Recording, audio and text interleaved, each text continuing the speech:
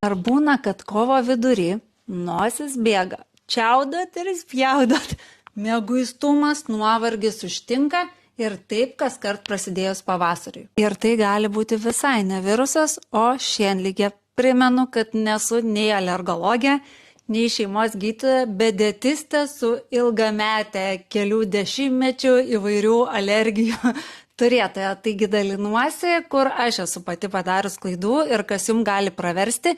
Ir taip pat dėl šienligės niuansų, kaip gali mityba ir kiti dalykai padėti.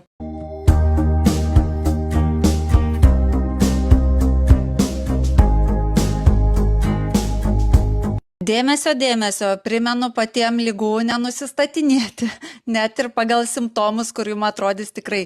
Kreipkitės į gydytoją, jeigu reikės nukreipsis pas alergologą ir tada tiksliai žinosit diagnozę. Tai iš kur kova, kai dar beveik sniegas ir atrodo nei lapelių, nei žiedelių žiedadulkės, bet jos prasideda tada, kai mes dar nieko nematom ir pilna būna ore.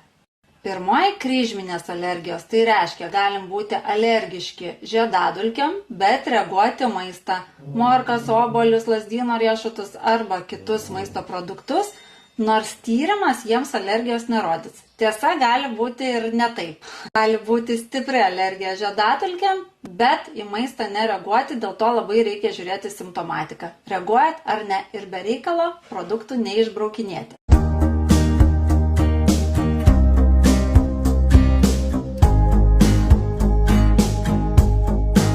Kuo mikrobiota labiau išpuoselėta ir lėtinis uždegimas mažesnis, tuo mūsų organizmas lengviau gali reaguoti į įvairius išorinius ir vidinius puolėjus. Ir turint lygiai tą pačią genetiką, situaciją, aplinką, mes galim mažiau reaguoti.